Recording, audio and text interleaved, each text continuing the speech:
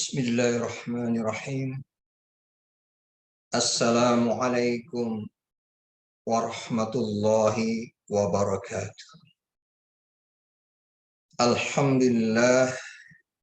Allahumma salli ala Sayyidina Muhammad wa ala ali Sayyidina Muhammad. Amma ba'd. Saudaraku, jika ada orang menjual gorengan dan dia mengatakan bahwa hari ini dia rugi,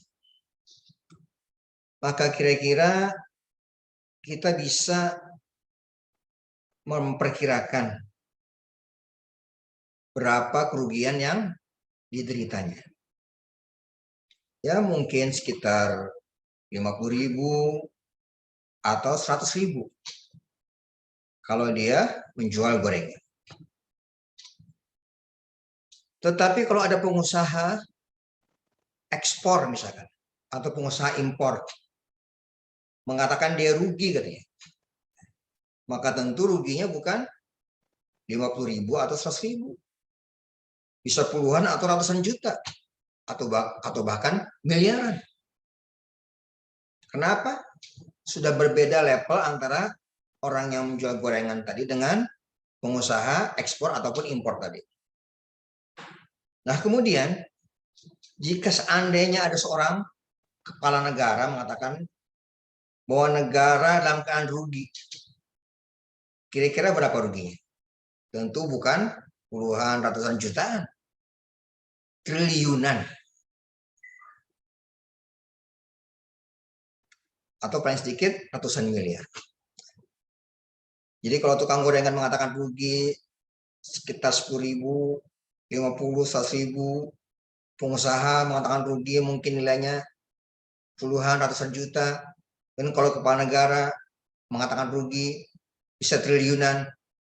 Nah bagaimana seandainya Allah yang Maha Kuasa mengatakan bahwa manusia dalam kerugian? Berapa kira-kira ruginya?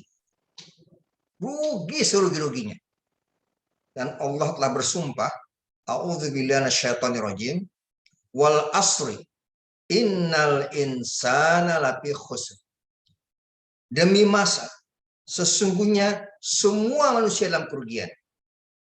Bagaimana hebatnya, besarnya kerugian ini. Kecuali siapa? Illal ladzina amanu wa amilus sholihat wa tawassaw bil haqq wa tawassaw bis sabr. Maka tidak bisa dibayangkan bagaimana ruginya manusia yang dikatakan rugi oleh Allah Subhanahu wa taala.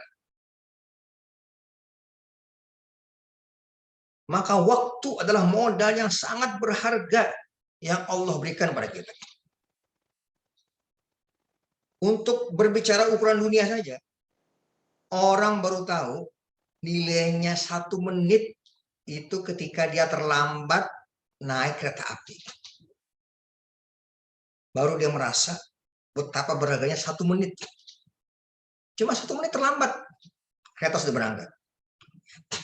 Dan kalau ingin tahu bagaimana nilainya 1 detik, betapa berharganya 1 detik, tanyakan orang yang gagal jadi juara lari di Olimpiade.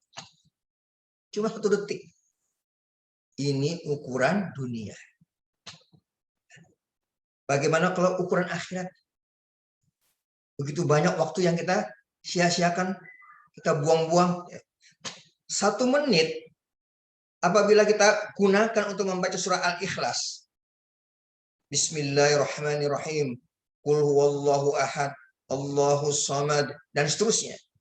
Maka 1 menit tersebut kita gunakan untuk membaca surah Al-Ikhlas dengan waktu yang standar, tidak kecepatan ataupun tidak terlalu lambat, maka menyelesaikan 15 kali surah Al-Ikhlas. 1 menit. Maknanya 1 menit tersebut apabila kita gunakan untuk membaca surah Al-Ikhlas sama dengan nilainya kita seakan-akan khatam Al-Quran 5 kali. Khatam Al-Quran 5 kali. Karena Rasulullah SAW mengatakan, Qul huwallahu ahad adalah sepertiga Al-Quran. Maka membaca 3 kali surah Al-Ikhlas sama nilainya dengan seakan-akan kita khatam 30 juz Al-Quran. Kalau kita baca 15 kali, kita mendapat nilai 5 kali khatam Al-Quran. 1 menit. Maka dibayangkan bagaimana besarnya kerugian kita. Kalau bukan 1 menit yang kita buang, berjam-jam. Maka di akhirat nanti, kata Rasulullah, ada orang yang menyesal di surga. Bukan di neraka nih, di surga. Kenapa dia menyesal? Sesudah menyadari ketika dia hidup di dunia, ada waktunya sesaat saja berlalu tanpa zikrullah kepada Allah. Maka selagi umur kita masih ada, Allah berikan kesempatan, maka betul-betul kita gunakan waktu yang tersisa ini. Mudah-mudahan jadi bermanfaat, jadi bekal kita, modal kita untuk kembali kepada Allah. Subhanallah bihamdihi, subhanakallahumma bihamdika, asyhadu an la ilaha illa anta, astaghfiruka wa atubu ilaik. Assalamualaikum warahmatullahi wabarakatuh.